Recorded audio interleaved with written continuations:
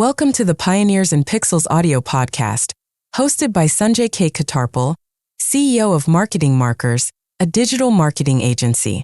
Here we have discussions with some of the leading attorneys. Disclaimer: the podcast is for educational purposes. Please reach out to attorneys for legal advice.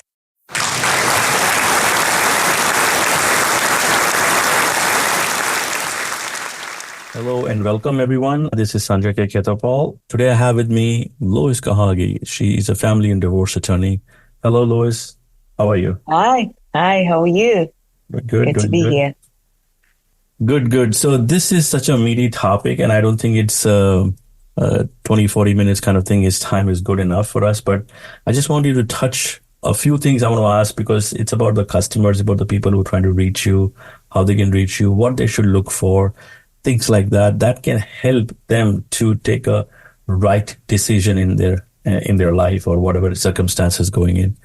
But before we go ahead, I just wanted to know a little bit more about you. What do you do? Why you do? What's your background? What's your story? Just tell me a little bit more about that, and we start from there.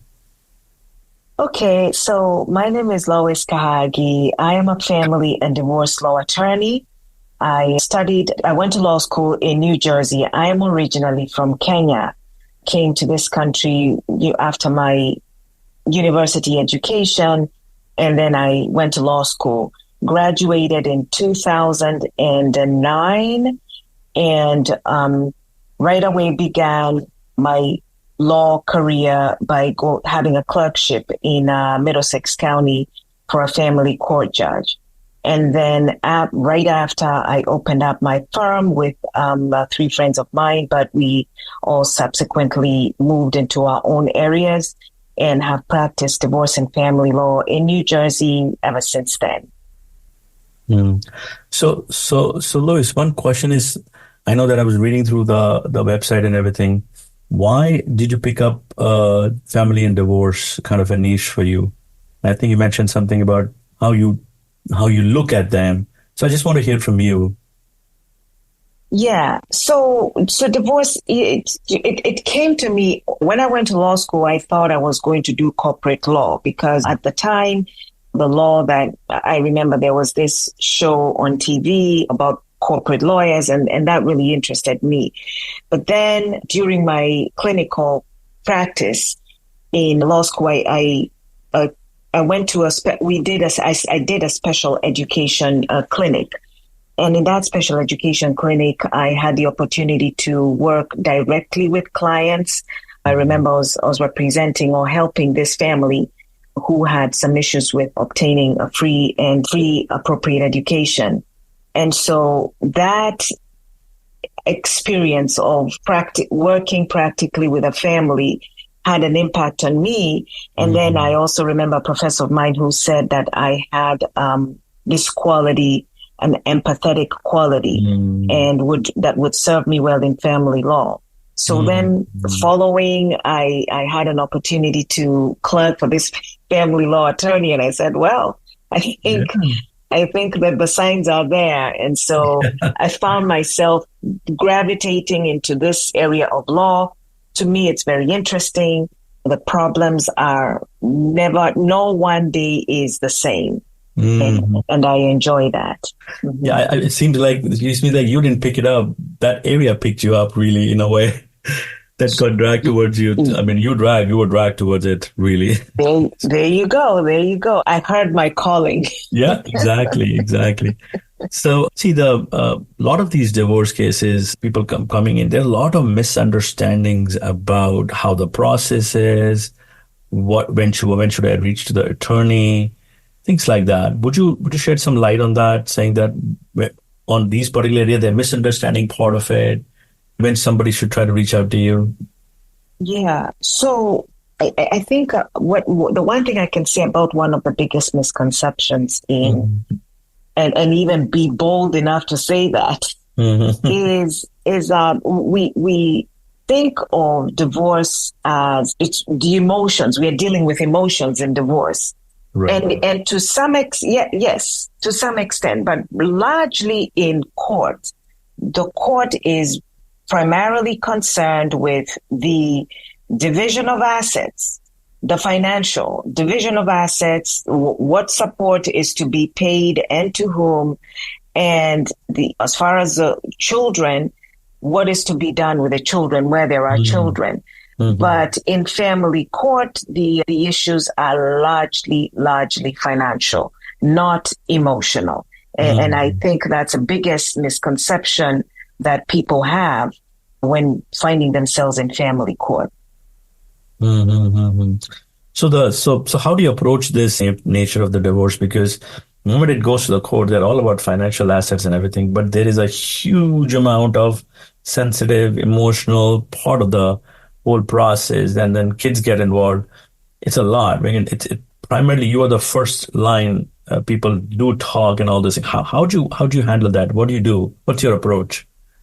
And that's exactly it. It's you start to realize as an attorney and a counselor that you are the first, you're the bridge, the one that's making that connection and transitioning your client from understanding that the emotions have brought them to this point of where they cannot be together anymore as a couple. And now they're heading into court where it's all financial.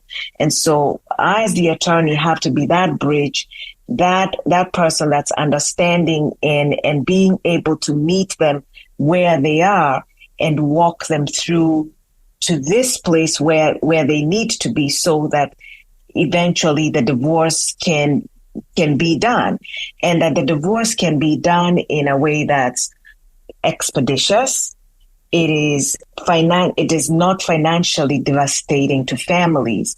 It is not emotionally and mentally devastating to families, which is what would happen if there is not a clear understanding of the goals of the family court versus your own goals as a client.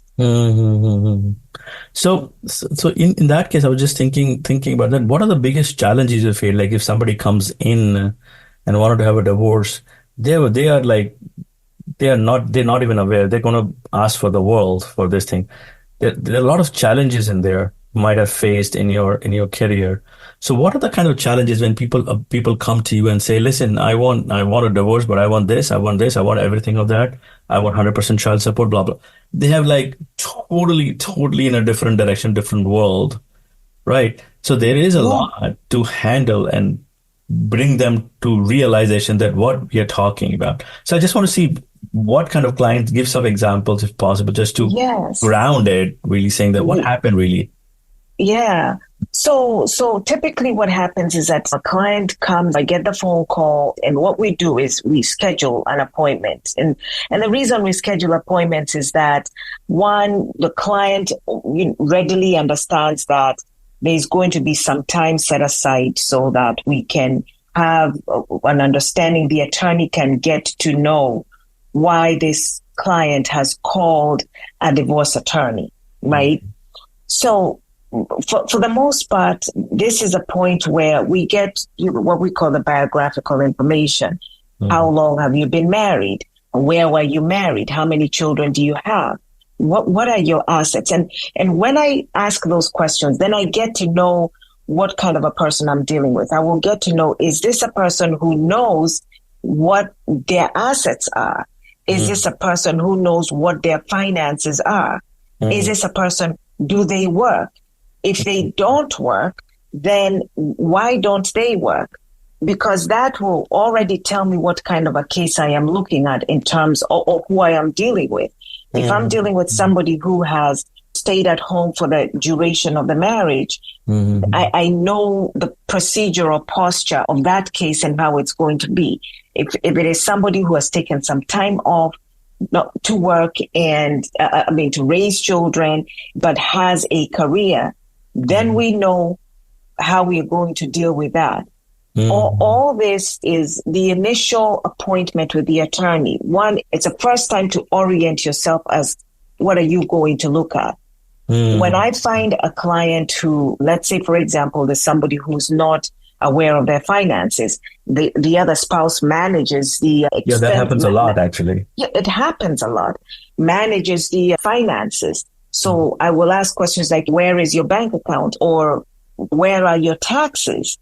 And how much does your spouse make? And when I hear I have no information, it is at that point, I, as the attorney, take my way of doing it is I tell them, okay, now it starts now that you will get the taxes, you will get the bank statements to the extent that, and you will get an understanding that is it somebody who's hiding the information or does not want you to know, or is it there, but you just haven't taken a look at it, right? It's different. So all that in that initial appointment, it's the appointment. I take that appointment to be that here is the reality check. This is what you're facing. And not every attorney is for every client, right? So there are clients who will maybe look at that and think that, well, I'm not ready for that now. I need to take some time out to think. But for me, I try to make that appointment as very critical as possible. Like this is the time that you're going to need to get information. I tell them, if you do one thing when you leave my office is that you're going to create a budget for your post after the divorce. Immediately, just start to figure out, where am I going to live? What are we going to do with this house? And especially if you're living in New Jersey, how difficult it is to have one income coming in, and now it's going to support two households. So already you're starting to think, how is this divorce going to impact me financially? Not emotional. By the time you're coming to see me, I want you to understand how this divorce is going to impact you financially. Well, that is a very important point because as you rightly said, that generally one person in the family manages the finances and the other spouse have no clue what's going on. When they come to you, like if you ask them, like, did you invest anywhere? Did you, what kind of bank you are banking with? I have no clue because I was not doing that. So that is huge. And other thing which is, I think you kind of touched upon it, which I was thinking of checking on was like, see, there are a lot of couples coming in considering for separations. And when they think about that, they don't know what they should think about other than the separation part of it. But there's a lot of things they need to think about when they think about separations. So what do you think that when any of the couple, what are the considerations for separation a couple should think about while they're talking about the separations and all this stuff? It could be mutual, but it could be like a high conflict scenario, whatever the way might be, but they need to think about 10 things or 5 things. What do you think they should kind of have their area of focus? You mentioned a couple of those right now. It's like, hey, talk about your finances, but if you can elaborate a little bit more, that'll be helpful. Yeah. So in terms of finances, so you're thinking about, let's say, for example, you have a home. So you have a marital home and you're thinking of separating. So are you going to sell the home, or are you going to buy the other person out? Can you afford to buy the other person out? So immediately you're thinking, if let's say this is a mutual amicable separation, you're already thinking about, all right, if I'm offering to buy you out, can I afford a mortgage? Do I have a pre-approval letter that shows you that, okay, this is how much the house has been appraised for. This is how much I can afford to, and this is how much I can anticipate that I would refinance it for. And why? So that the other person, when they are now understanding, okay, if the person is going to refinance, and I'm going to get this amount of money, how is this amount of money then going to help me move on to this next phase? Can I afford to live in this state, or do I have to move out? Now, when you're thinking about moving out of state, if you have children, everything else just has to take a back seat. Because if the other party does not approve of you moving with the children, then you're stuck here. And that is really the reality of couples with children. it is really difficult to be able to move out of state when you have children.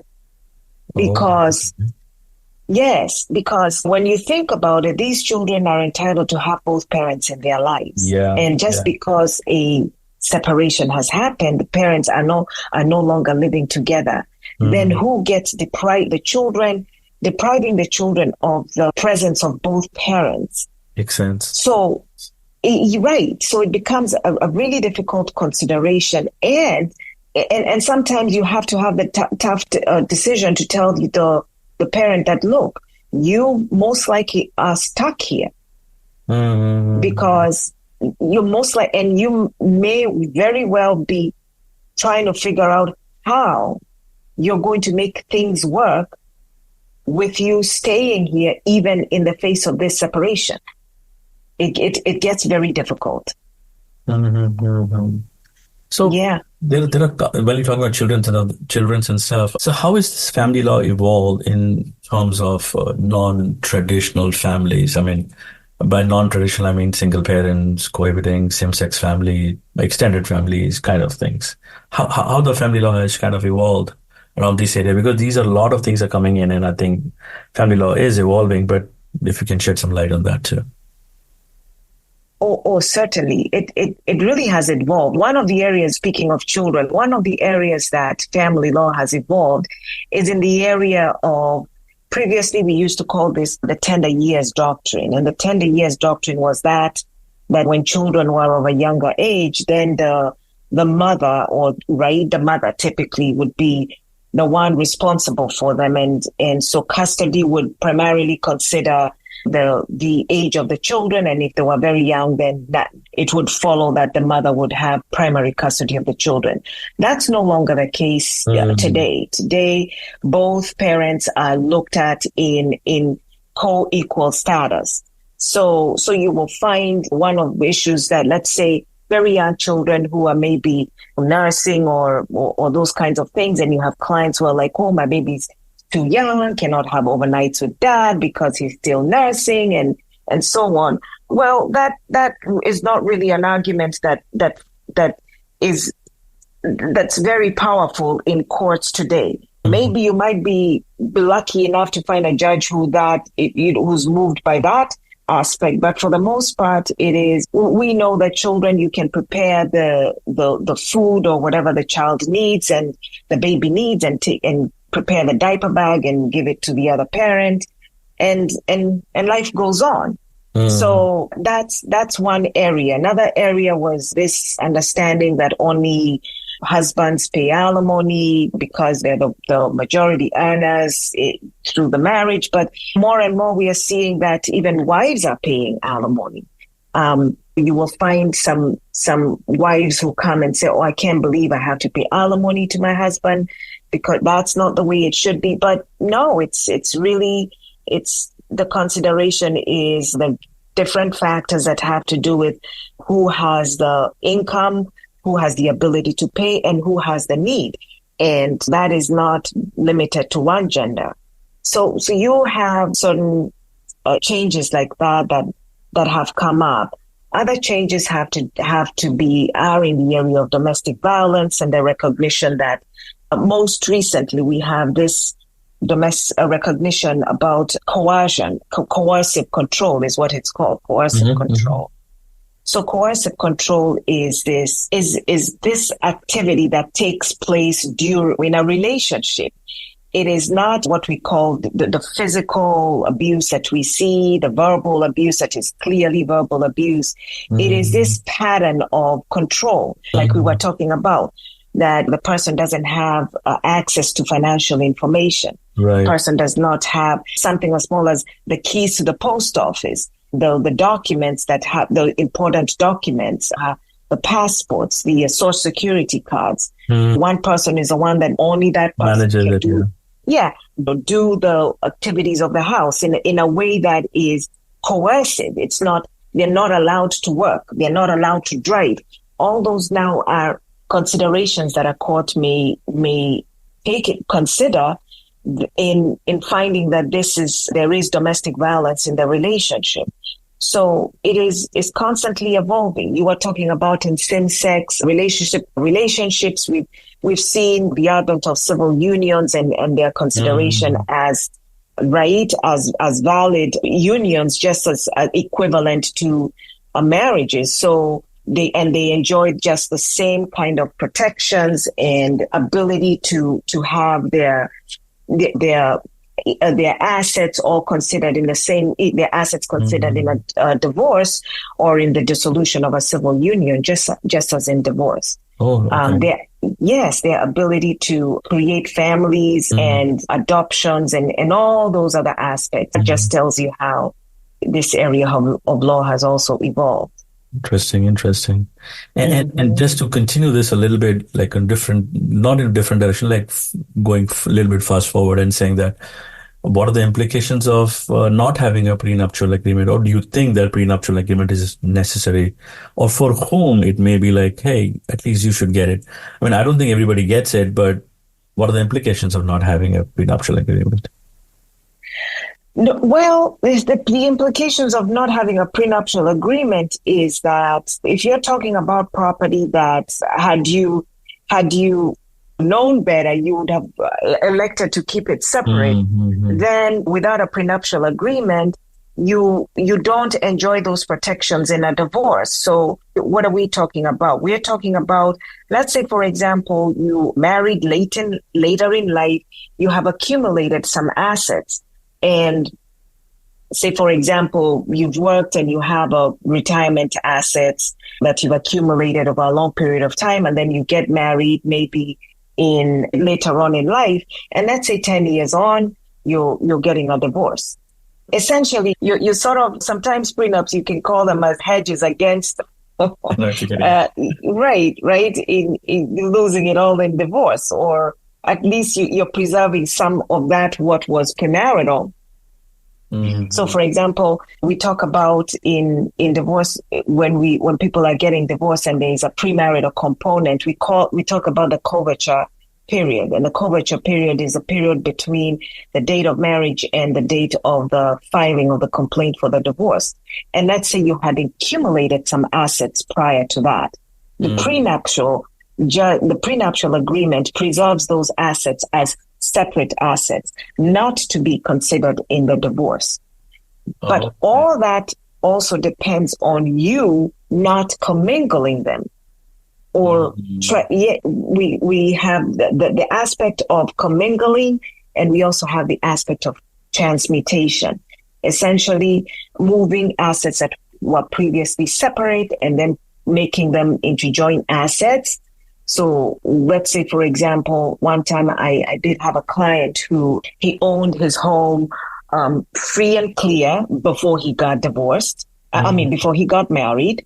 And then after he got married, his spouse insisted that I need my name put into the deed of the house. Now, what ended up happening is that now that house, which was previously his own asset, became a joint asset because he put it in his in the joint names, and so that's what we call transmutation. And then so now that becomes a commingling of assets that were separate in the past, prior to the marriage, and then now those they come into play in a divorce, and so that and again, to be clear, it's not automatically a 50-50 division. There's still arguments to be made as to why it still wouldn't be, despite the fact that you put it in joint names. But a prenuptial saves you from having that debate or having that litigation, because it ought to protect you right off by keeping your separate assets separate. But there's no controlling for if you decide to move them from separate into joint. Yeah. Okay. That makes sense. See, I was just looking into, like, sometimes, like, in these kind of things, the fair division of assets becomes like a challenging thing for the attorneys too. So how do you ensure that the fair division of assets or in the divorce proceeding? I mean, it's a big responsibility. I mean, it's like just you working yourself, or you have you bring in more experts also on that cases, or how does that work? Yes, absolutely. Absolutely. Yes. You hit on a very great point because, and I know we haven't spoken about it, about the issue of why is divorce so expensive? But that's one of the things that divorce attorneys are just that. We have knowledge in the law. So, and we have knowledge in divorce law, but we don't have knowledge about tax implications of certain things that may come into play during a divorce. We don't have valuation of assets. So we're talking, if we are going to value a house, we are looking for appraisers. If we are going to value a business, we are looking for business forensic evaluators. If it's in or when we have an issue of custody, we are looking for custody experts so that we can figure out what's in the best interest of the children. Attorneys don't know and judges don't know. So those are the experts that come in. Primarily, it's financial experts and custody experts. Those are the ones that primarily get involved in divorce law. Yeah, but I see that the financial advisors, the estate planners, real estate guys, appraisers, title, like all of these people will play in depending on what kind of assets you have so that you can have a fair division of assets. So that's Exactly. Yeah. Exactly. And yes, and to your point, fair does not mean, talk about another misconception. Fair does not mean 50-50. Fair, yes, fair really means that there are certain considerations to be made to ensure fairness, because it wouldn't be fair that an asset that was previously paid off and now and was owned free and clear for 25 years, and then now for the last 10 years has been commingled, and then now to say that asset is now to be divided equally, is not fair. So those are the considerations. Yeah. That's an excellent point. Yeah. So fair, it does not mean 50-50. Fair means fair. Yeah, fair means fair. Fair is fair. So the other thing which I'm very, very interested in, knowing that the technology has changed a lot, especially around pandemic and like just before pandemic, and pandemic has actually technology has taken a decade leap. Everything is Zoom and all this stuff. So all of divorce being a very kind of assets and all division, and then emotional part of it is coming picture. How does that work? How is technology plays a role? Like Zoom meetings or Zoom stuff. Are you going Zoom, or does Zoom work for you? What if you go in front of the court, judges are Zoom? Well, how does that make a difference? Yeah. Because you don't see the body language, you don't see the emotions, you don't see nothing. It's very difficult to kind of figure out at times. I just want to see what your experience is on this one. Right. So Zoom, the one thing I would say, Zoom has made things easy. And so from my standpoint, when I think about I want to meet a client, want to make an appointment, my initial appointment, I'm happy having a Zoom appointment because I know everyone is busy. Everyone is, and especially in these situations, you're working, you're probably taking care of children. So I'm okay with having an initial appointment as a Zoom appointment. And I want to have that initial appointment by Zoom because I want to see the person that I'm dealing with. To some extent, that's not a deal breaker for me. I'm happy to meet people where they want to be met. You want to meet in person, you want to meet via Zoom.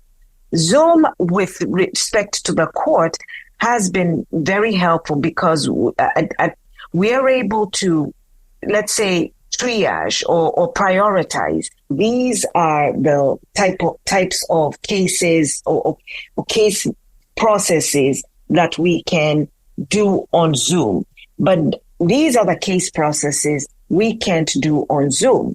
Again, because, and what has happened with that is, one, with clients, we're able to use, because it's expensive, especially when you're being charged at an hourly rate, which is the typical way to charge. We charge in divorce cases. The travel time, the waiting time, because you're sitting down and you're waiting in court. it gets very costly for the client. But if we are there and we know we are there for a certain period of time for just this kind of court proceeding, it becomes it to the client, it's better use of. Right. So then when it comes to trials and things of that nature in court, for the most part, judges, you're right. They want the person there. They want to be able to see the person, to see the body language, to see what they're looking at, what they're referring to, how they present themselves. That still is something that is still invaluable and still that courts need still continue to do. And it's not just helpful for clients, it's helpful for attorneys as well, because then the client gets to see, all right, what is my attorney doing for me? Yeah. Okay. Yeah. Mm-hmm. Yeah. Yeah. Interesting aspect. So technology is kind of changing the aspect of it, but yeah, there are still. So how does digital marketing plays a role for you? Meaning that, well, a lot of people are kind of not coming to you or not coming to you directly, and sometimes you need to approach them, or referral works a lot of the ways here. But is there a digital marketing playing a role to you? Most of the time, I think it's an education part of it for people to understand, like this program is about education. Same thing. I mean, how does that play the role for you? So for me, it does play a role in that I do appreciate it. So when clients call my office, we normally will ask them, oh, how did you hear about us? Okay. And they talk about Google. I saw your website, saw you on Google. I saw your reviews. So that's as far as I have. But in trying to get trying to get more into digital marketing, I have asked my colleagues and other people who I see very much involved in digital marketing, and they really rave about it. And the one thing I know about digital marketing and marketing in general is that it still does pay to put a lot of information out there as to what what divorce is, what child custody is, what you're looking at. In that, a lot of information being out there, it is good for everyone. Because when the person is coming to me already knowledgeable about what the divorce is, what to expect, and they're looking for clarification, you find that that's a person that you're able to help even more, because they're coming with information already. The ones who, and so when you put more information out there and people come to see you knowing that you have all this information out there, I think there's a great benefit to it. And so I'm very appreciative of marketing in this way, and the way I see and the way I see digital marketing in the divorce space, that it's more about giving information and having people more knowledgeable, because then the more knowledge you have, the better decisions. Yeah. Right. Yes. And the better off you're able to make even the decision to see an attorney is based on how much information I have about this attorney and what they do and how they do it. I agree with you. Actually, that's another thing which happens. Like all your clients are actually a knowledgeable client because they have done some research of the materials you probably might have posted on the web and read your blogs and stuff to understand the process well, understand the divorce process well. And then when they reach out to you, your job becomes easier because you don't have to go from scratch and tell them because they're already knowledgeable. You just acknowledge that what they know and then start from a point, not start from scratch. So that helps a lot. Yes. Exactly. Yep. Interesting. This has been a great conversation with you, Lois. I appreciate your time today. Before we part, I just wanted to, people who are listening, give your details if somebody is interested in having a conversation with you, that would be helpful for them to just reach out and have some conversation with you. If you can give your phones and your emails and website, whatever, that would be helpful for anybody.